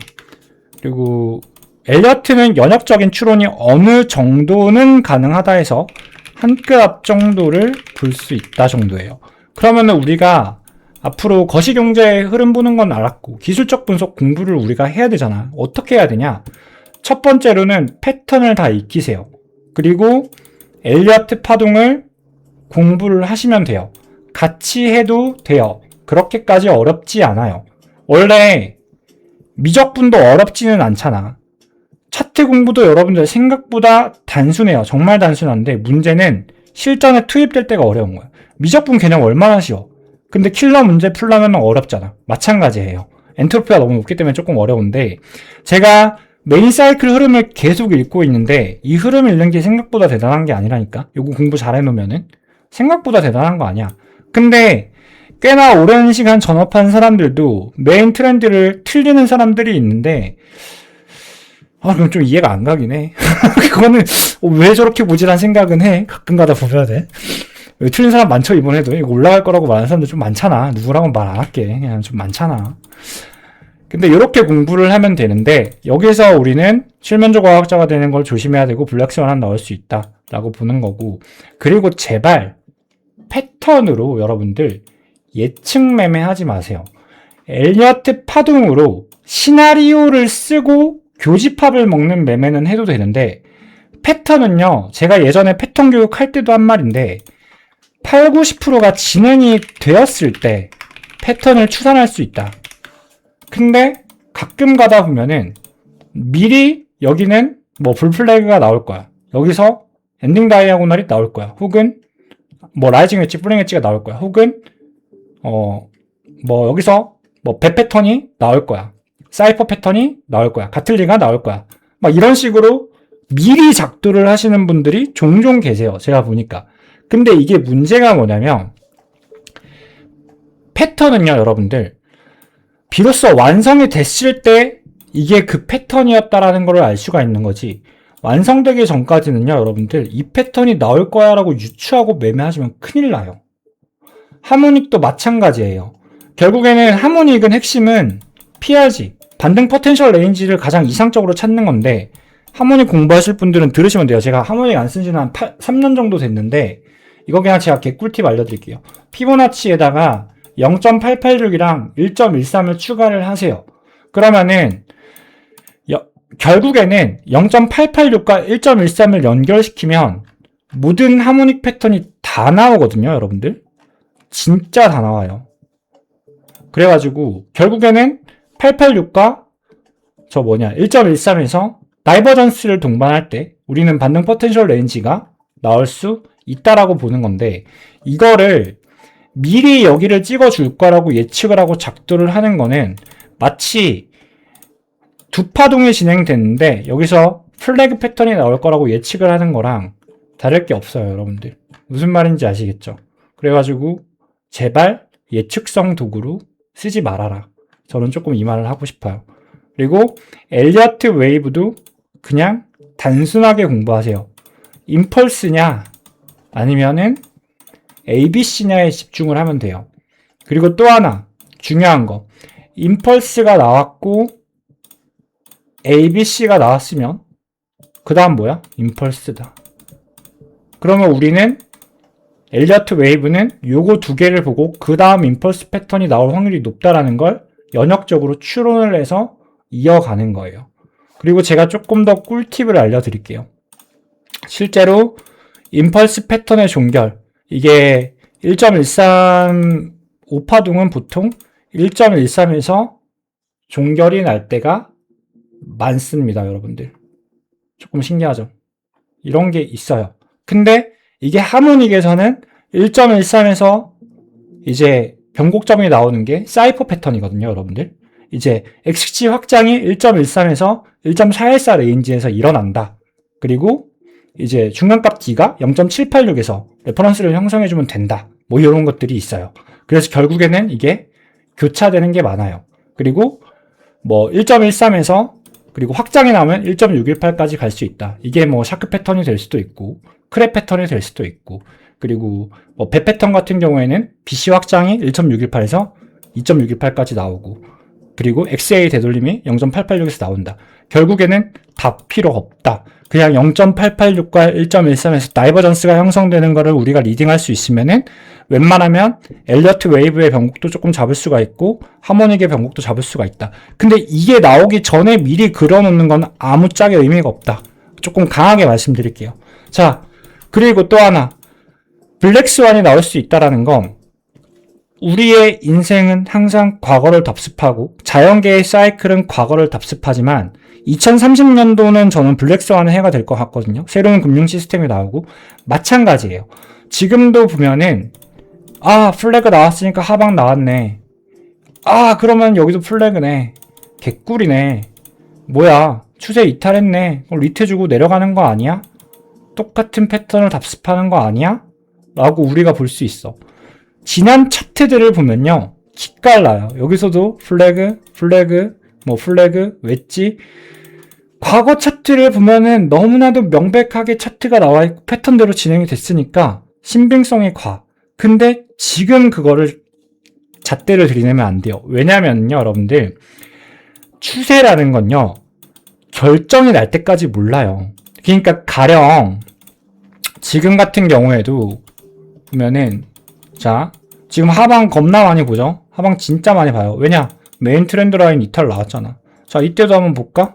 메인 트렌드 라인 이탈 나오니까 리테스트 주고 내려갔지. 마찬가지, 메인 트렌드 라인 이탈 나왔고 리테스트 주고 지금 임펄스 소파동 떨었어. 1, 2, 3, 4, 5, 1, 2, 3, 4, 5 하방이네. 플래그 패턴 하나 나왔네. 라고 리딩을 한단 말이지. 근데 이게 컨펌이 났다라고 보려면 여기를 깨야 된다고, 거래량을 동반하면서. 아직까진 모른다고. 이거 막말로 이렇게 되면 어떡할 건데? 이렇게 되면 어떡할 건데? 그러면 그때 작도 다시 해야 돼요. 그때 작도 이렇게 다시 해야 된단 말이야. 그러면은 여기서 리트 주고 빠질 때 비로소 히든이 나왔다라고 보고 플래그였구나라고 리딩을 할 수도 있어. 결국엔 추세는요, 여러분들, 계속 기준점이 바뀌어요. 그 다음 차트가 형성이 되면. 그래서 차트는 생명체와 같다라고 말을 하는 거예요. 그래서 패턴에 대해서는 함부로 확신을 가지면 안 된다라는 거예요. 무슨 말인지 알겠죠? 그리고 현물하시는 분들은 이런 블랙스완의 예시까지 들어가면서 막 섬세할 필요는 없거든요. 현물은 진짜 쉬워요, 여러분들. 제가 조금 오만방자하게 말하는데 제가 비트코인이 유동성에 더 좋아서 비트코인 하고 있지 저보고 지금 주식 투자하라 해도 기깔나게 할 수 있어요. 제가 현물이랑 주식하면서 돈 날려본 적이 없습니다. 물론 순환매를 어느 정도 동반하기는 하지만 되게 러프하게 기대값 좋은 자리에서 잘 들어가고 잘 나오거든 내가. 근데 나는 선물 트레이더고 지금은 현물보단 선물에 힘을 쏟고 있으니까 선물은 얘기가 달라져. 선물은 너무나도 미분학적인 트레이딩을 하기 때문에 변동성이 너무 많아. 그러니까 1봉이 늦고 주봉이 늦고 4시간 봉이 늦고 1시간 봉이 낮고 15분 봉. 타임 사이클이 줄어들수록 유동성은 커지고 노이즈는 많을 수밖에 없잖아요, 여러분들. 여기에 대한 이해도가 있어야 돼요. 여기에 대한 이해도가 왜 있어야 되냐면 제가 예전에 교육 들으신 분들 중에 제가 이 사이클 레벨을 항상 중요시 해라 뭐 이런 거에 대한 얘기를 많이 해드린 적이 있는데 진짜 그냥 제가 꿀팁 다 가르쳐 드리는 거예요. 공부의 방향성을 좀 잡아 드리는 거예요. 이거 이미 예전에 다 한 내용들이니까. 내가 지금 어느 프레임에서 어떤 레인지에서 어떤 파동을 매매하고 있는지 사이클 분리를 잘 해야 돼요. 슈퍼 사이클이냐 메이저 사이클이냐 미니웨트 사이클이냐 단타냐 스윙을 가져갈 수 있는 구간이냐. 자, 마찬가지 선물 트레이더 얘기해요. 현물 하시는 분들은 블랙스완까지 갈 필요가 없단 말이지. 자, 그럼 내가 봐봐. 여러분들 최근에 유튜브 유입되신 분들 많잖아요. 자, 최근에 본 방송부터 자, 제가 여기 나왔을 때 비트코인 100K 정도까지는 올라갈 거예요 라고 말을 했어요. 자, 그러면은 여기서는 현물 사실 분들 있으면 사세요. 용감하게 했고 여기 왔을 때 이제부터 하방이 진행된다라고 말을 했어요. 재수 없으면은 한 파동도 그러니까 운 좋으면 한 번도 올라간다. 이때 방송 찾아보세요. 1월 15일 방송 찾아보세요. 이때 쫓았어요, 심지어. 물론 여기서 익절했지만 바보같이 이때 미쳤나? 왜 익절했을까라는 생각이 들어요. 내가 집중을 너무 안 했나? 결론적으로 이렇게 내려가거나 이렇게 내려갈 거라고 했어요. 결국에는 다 끌고 왔지. 자, 지금도 마찬가지. 여기 나왔을 때 내가 저점 나오자마자 급하게 차에서 방송 켰잖아. 여기서부터 못해도 8, 90K까지 100K까지 운 좋으면 올라갈 수 있다. 이만큼 내려왔으면 추세 돌파 한번 나와야 된다라고 했죠. 그래서 여기서 매수하신 분들 제가 던진 말이 있기 때문에 여기까지 정확히 끌고 왔어요. 여기 N파동 패턴 하나 완성됐으니까 여기서는 부분 익절하자. 반익반본 하자라고 말씀을 드렸고 내려가는 파동 보아하니 이거 한 번 더 올라갈 것 같아요 여러분들이라고 말을 했고 여기서 웬만하면은 정리를 조금 하세요 라고 말씀을 드렸어요. 근데 저는 욕심의 덩어리인가 봐요. 여기서 피날레가 나올 것 같지가 않아서 여기서 제가 25%밖에 안 털었어요. 그리고 여기 나왔을 때 다시 샀어요. 이거를 봐서 혹은 제가 이 당시에 이게 나올 수도 있다라고 했거든요. 이게 그래가지고 이때 관점이 여기서부터 제가 보험을 들면서 여러분들에게 방송을 했어요. 여기서부터는 제가 틀릴 수도 있다. 이제는 내가 틀릴 때가 된 것 같다. 그동안 너무 많이 맞춰왔기 때문에 여기에 대해서는 조금 확신이 없습니다라고 이제 제가 기분이 쎄하다란 방송을 했는데 기깔나게 틀렸습니다, 여러분들. 근데 기깔나게 틀리긴 했어도 제가 디스코드에 브리핑해준 선물 타점 어디죠? 여기에요. 그리고 여기에요. 반등이 6%, 7%씩 나왔던 구간들이에요. 내가 이때 방송 찾아보면은 풀롱이다라고 방송을 했어요. 자, 물론 타겟팅은 여기였지만 여기까지 도달은 못했을지언정 이 반등 제로 리스크로 먹었잖아. 부분 익절 하잖아. 그래서 실제로요, 여러분들 이런 메인 프레임에서 잡은 포지션은 길게 스윙을 해서 성공 확률이 조금 더 높게 기대감 높게 가져갈 수 있는데 이 프레임보다 이 프레임이 지금 작은 게 보이시죠? 프레임 단위가 작아질수록 확률은 내려갈 수밖에 없어요. 그렇긴 해도 타겟팅은 틀렸어도 우리는 대비를 하면서 매매를 하기 때문에 수익을 가져갈 수 있었다. 심지어 제가 어제도 디스코드에 남겨드렸는데 어제 개인 매매 일지방에 보시면은 아시겠지만 제가 디스코드에 올려놨는데 여기는 롱타기 너무 좋은 자리다. 롱타자 했어요. 근데 보면은 여기서 들어간 롱과 여기서 들어간 롱 어떤 게 더 내가 맞추기 좋은 롱일까? 이거예요, 여러분들. 이거 당연한 거예요. 그리고 심지어 아까 전에 여기서 또 롱치라 했거든요, 제가. 어딨어? 디스코드 한번 보여줄까, 그냥? 저는 여러분들 허언증 없습니다. 그냥 솔직하게 말씀드려요. 왜냐면은 이거를 우리가 같이 보고 있으신 분들이 수십 명이고 유튜브에 방송 로그를 남겨놓잖아. 그래가지고 가령 이제 뭐 어제 또 뭐 많은 얘기를 했는데 이렇게 여기 개꿀 구간 해서 여기서 포진 잡고 또 아까 전에 아침에 이제 여기 왔을 때 여기 롱 한번 트라이 해볼 수 있다. 그냥 535 ABC 기대할 수 있다. 근데 지금 여기 저항이 너무 많아서 535 ABC를 기대를 너무 하면 안 된다라고 말씀을 드렸어요. 결국에는 내가 트레이딩하고 있는 단위가 작아질수록 확률이 떨어져요. 그러니까 내가 지금 어디서 매매하고 어떤 구간을 매매하고 있는지에 대한 자가인식이 있어야 포지션 밸런싱을 할 수가 있어요. 무슨 말인지 알겠죠? 그럼 여러분들 제가 방송을 할 때 좋은 구간은 어디예요? 이런 메인 타점들이에요, 여러분들. 괜히 내가 오늘 방송에서 오늘 라이브 방송을 했어. 펄스 터졌고 ABC 터졌네?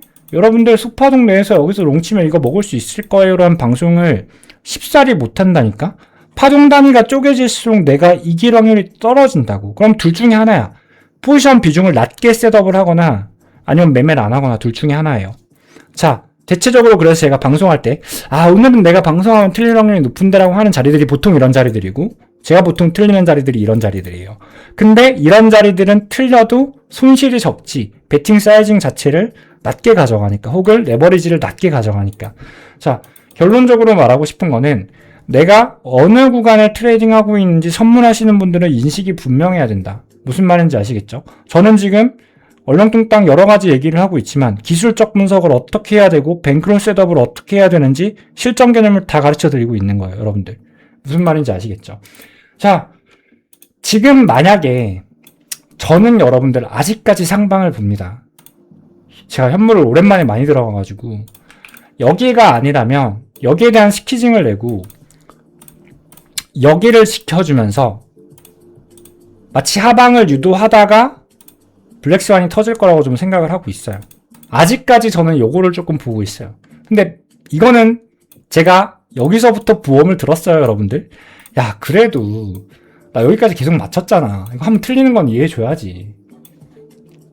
승부사의 기질이 조금 발동이 됐습니다. 이거 틀리는 걸 이해를 해달라는 게 아니라 여기서부터는 그래서 제가 보험을 깔았어요. 여기서부터는 저 믿지 마세요.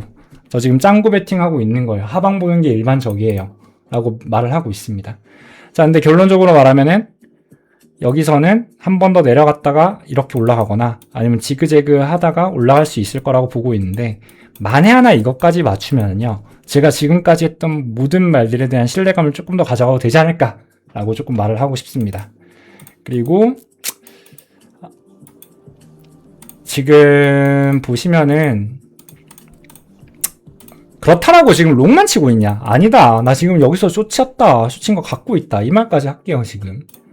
그리고 심지어 저기서 내가 해칭숏 가져와라고 분석까지 해드린 거 보셨죠?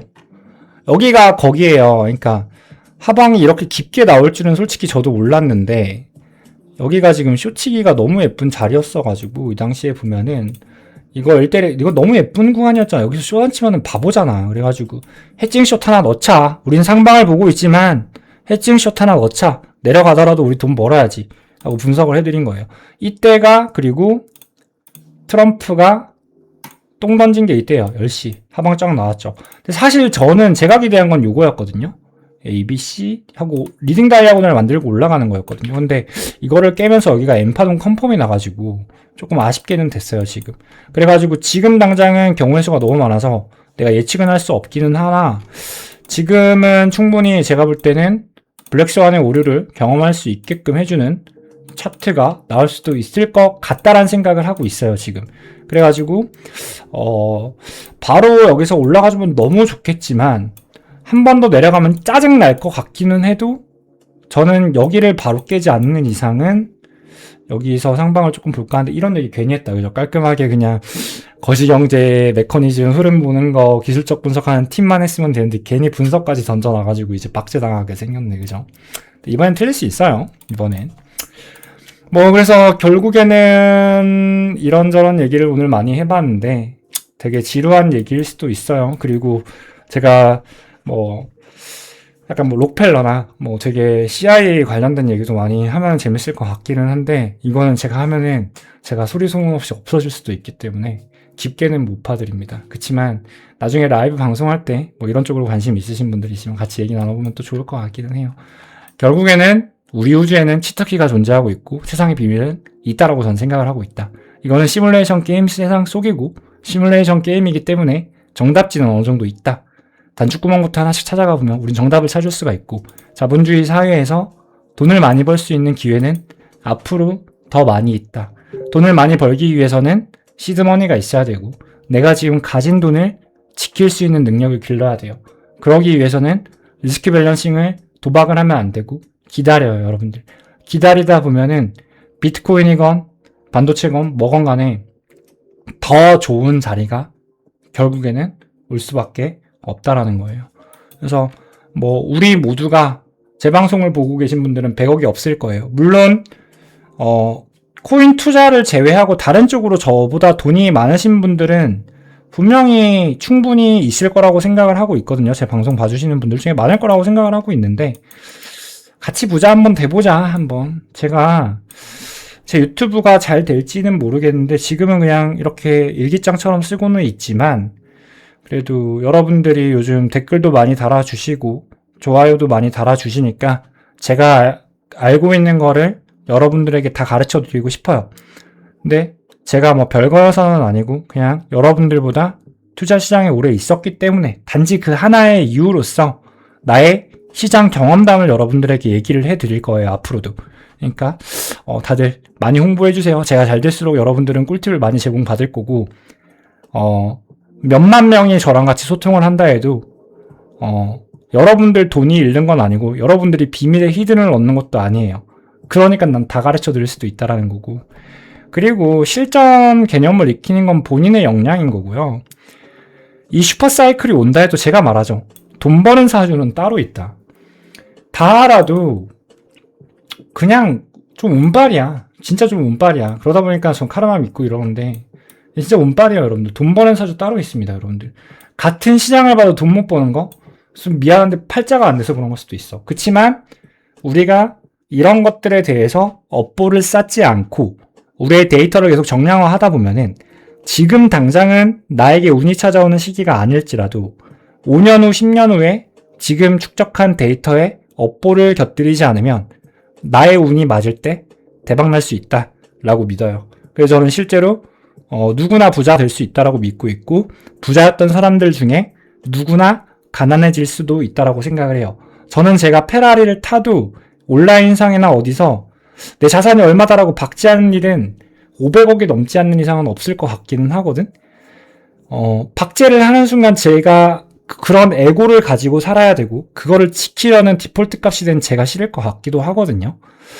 근데 이거는 각설하고 그러니까 다른 얘기긴 한데 결국에는 돈이라는 게 언제 부자였던 사람이 무너질지 몰라요, 여러분들. 당장 강남 나가면은 롤스로이스 타고 슈퍼카 타고 트리마제 월세 10명이 엠빵에서 살고 겉보기 등급은 최고인데 까보면 뭐 얼마 없고 그리고 얼마 있었다 하더라도 헤리티지에 대한 데이터가 없는 사람들은 결국엔 저는 무너질 거라고 생각을 하고 있거든요.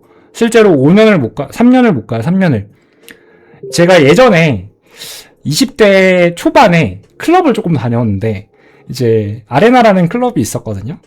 그 아레나라는 클럽이 생기면서 되게 강남 클럽의 춘추 전국 시대가 열렸고 테이블 경쟁이 세지면서 되게 술값이 많이 올라갔는데 그 당시에는 토사장님들이 최고 고액이었는데 비트코인이라는 게 생겨나면서 그 지하 자본들이 위로 끌어올려지면서 강남에 페라리가 정말 많아졌어요. 제가 2013년도에 BMW 3 시리즈를 탔었거든요, 그 당시에. 근데 그때만 해도 3 시리즈만 타도 내 나이 때 먹어줬단 말이야. 근데 이게 비트코인이 올라오면서 지하 자본이 끌어올려지면서 진짜로 페람포가 디폴트가 되는 세상이 오면서 이제는 진짜 그 정도는 솔직히 이제 포르쉐도 안 쳐주잖아. 포르쉐도 솔직히 좀 카푸어지 타면 탈 수 있잖아요, 여러분. 솔직히 말하면. 탈 수 있어요. 얼마 그냥 하면 타잖아. 근데 진짜 페람은 돼야 되는데 그 페람 타는 애들 중에서도 웃긴 얘기를 하자면 그 로데오에 람보르기니 제가 지명은 못하는데 한 대가 계속 돌아다니는 데가 있는데 그게 그 차량을 가진 사람이 12명이래요, 여러분들. 12명. 갑자기 다른 얘기를 하고 있지만 이제 슈퍼카 같은 게 여러분들 뭐 예를 들면은 지금 감가 많이 된 거 488 같은 거는 한 2억이면 사거든요. 근데 이걸 어떻게 하냐면 감가를 다 먹었기 때문에 2억짜리 사고 1년 타고 팔아도 메인터넌스를 제외하고 한 1억 7천 정도에 던질 수가 있어요. 진짜로. 그러면은 사기꾼들이 이걸 어떻게 하냐면 10명에서 사는 거야. 10명에서 2천만 원씩 주고 사요. 진짜 이런 일이 비일비재해요. 돌려타요. 그리고 1년 뒤에 메인터넌스 제외하고 다시 환급 받아서 이걸로 마케팅해서 돈 벌고 그래가지고 실제로 열어보면은 대부분 돈 자랑하는 사기꾼 애들이 대부분이고 그리고 실제로 내가 현금 유동성이 많아도 어떠한 변칙으로 석탑을 쌓아서 올라가신 분들이 아니면은 언제든지 무너지는 것 같아요. 제가 볼 때. 근데 투자 시장은 조금 달라요. 투자 시장은 석탑을 쌓으면서 가도 내가 카르마를 맞아버리면 무너질 수 있다라고 생각을 하거든요. 저는 실제로 아마존 빔 때 그거를 경험을 했고 그래서 더 조금 조심스러운 부분이 있는 것 같아요.